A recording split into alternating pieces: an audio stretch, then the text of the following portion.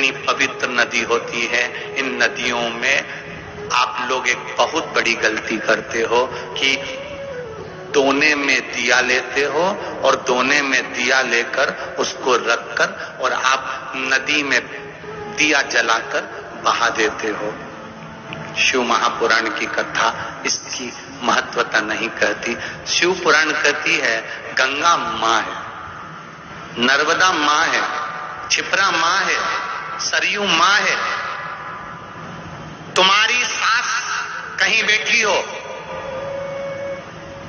एक काम करना, जैसे तुम गंगा जी में दिया रख देती हो पानी में, सरयू जी में दिया रख देती हो पानी में, उसी तरह सास के सिर पे दिया जला के धर दो। बोलो धर सकते हो? जब धीरे धीरे दिए में आग लगेगी, दिया जलते जलते दोने में आग लगेगी, दोना जलेगा और तुम्हारी सास का फिर सिर जलना प्रारंभ होगा। अच्छा लगेगा? नहीं। गंगा में दिया छोड़ा, दिया जलते जलते हवा में दोना जला, दोना जला तो वो गंगा का जल में चोट पहुंची। गंगा कहती है तो पुण्य कमाने आई थी और मुझे आग लगा के जा रही है। पवित्र नदी को शुद्ध रखिए, उसमें पवित्रता का विशेष ध्यान रखिए। यहां तक शिव महापुराण की कथा कहती है अपने स्नान के कपड़े भी अगर तुम घाट पर किसी के कहने पर छोड़ कर आ रहे हो, कई लोग, कोई कह देता है तुम्हारे ऊपर ये रोग लग गया, तुम्हारे ऊपर ये बीमारी हो गई, नदी में नहाने जाना, अपने कपड़े छोड़कर आ जाना। पहले तो वो महाराज ढूंढो जिसने कहा कि पवित्र नदी पर अपने कपड़े छोड़कर आओ। नदी को हमेशा, पवित्र नदी को पवित्र रहने दो।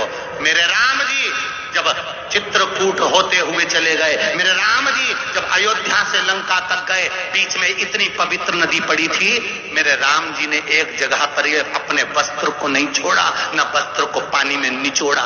मेरे राम जी ने स्नान करा, स्नान कर कर पानी ले जाकर दूर अपने वस्त्र को निचोड़ा, कहीं ये मेरे वस्त्र का पानी पवित्र नदी में ना चले जाए। वो मेरे राम थे जो मार्ग बताते जा रहे थे। और आज के जमाने में लोग एक जनी ने दिया जला के छोड़ा, बड़ी खुश हुई, वो भेरिया वो भेरिया वो भेरिया वो भेरिया वो भेरिया इतनी दूर तक चले गया।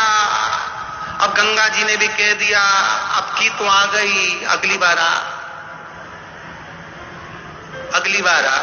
इतनी प्लानिंग करिए, हरिद्वार जाऊंगी, हरिद्वार जाऊंगी, हरिद्वार जाऊंगी, हर बार प्लान बनाती थी, बद्रीनाथ जाऊंगी, केदारनाथ जाऊंगी, हर बार प्लान बनाती थी, अब की बार जाऊंगी, अब की बार जाऊंगी। भगवान घर में ऐसी बांधा ला के रख देता कि तुम्हें हरिद्वार तक बुलाता ही नहीं। अब सोचती मैं बस एक ही बार होके आई, फिर तो मेरा जाना ही नहीं हुआ। कभी तुमने गंगा जी से पूछा कि बार बार जाना क्यों नहीं हो रहा? गंगा जी खुद नहीं बुला रही, आग लगा के चली जाएगी। गंगा जी खुद नहीं बुला रही। पवित्रता का ध्यान रखिए, हम उसकी शुद्धता का ध्यान रखिए। हमने गंगा, यमुना, सरयू, सरस्वती, क्षिप्रा आदि को कैसे कैसे पवित्र रखना। 108 बाती का महत्व क्या है? दीपदान का महत्व क्या है? दीपदान का महत्व किसको कहते हैं? दीपदान का महत्व किसको कहते हैं? दीपदान कैसे करा जाता है? कार्तिक के महीने में, नदी में नहीं, कार्तिक महीने में दीपदान करा जाता है। शिव पुराण कह रही है, शंकर भगवान की कथा कह रही है, शिव तत्व कह रहा है। घाट पर गंगा का पानी, यमुना का पानी छोड़कर, दिया जलाकर, दिखाकर, पूर्व की ओर मुख कर कर, भगवान की ओर स्मरण कर कर, अपने पूर्वजों का नाम लेकर घाट पर दिया रखा जाता है, ना कि नदी में छोड़ा जाता है।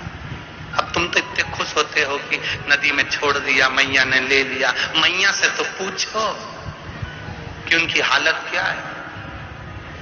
तुलसी जी में दिया लगाने चली, तुलसी जी के क्यारे के अंदर ही दिया रख दिया। तुलसी जी ने पवन देवता से कहा हवा चलाओ, मुझे आग लग रही है। पवन देवता ने हवा चलाई, तब तुलसी मैया हिली। इसको लगा कितनी प्रसन्न हो रही है तुलसी मैया। दिया लगा लगा के रखती, दिया फिर बुझ जाता, फिर लगाती, फिर बुझ जाता, हवा तेज हो जाती। कभी कभी तुमने तुलसी जी में दिया लगाया, हवा तेज चल गई, क्यों चली? क्योंकि तुलसी। कभी कभी तुमने तुलसी जी में दिया लगाया, हवा तेज चल गई, क्यों चली? क्योंकि तुलसी जी को लगता है ये क्यारे में रखकर जाएगी और मुझे आग लगा के जाएगी। थोड़ा दूर रखो, दूर। मंदिर में भगवान से दिया दूर रखो, दूर। हम उसको 108 बाती के दीप की महत्वता दम राजा का चरित्र कह रहा है।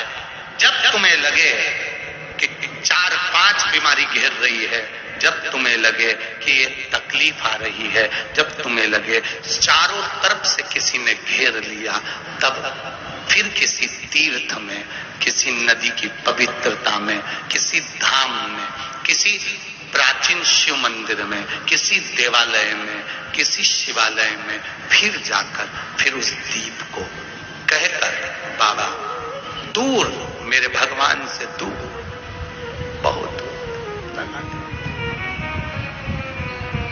विनय कर, निवेदन कर, उससे कर दिए, करें दर्शन। अरे बोलो जम के, जब बत्ती जलती, इतनी बत्ती जलेगी तो उसकी कालोच उड़ेगी। वो कालोच जब उड़कर चली तो काल अधिपति स्वयं मंदिर से बाहर निकलकर सारी सेना का संहार कर रहा। तब उस 108 बाती की महत्वता को दम राजा से लिया गया। अब दुनिया के लोग उसको समझें जरा अच्छे से कि 108 बाती लगती कहां है।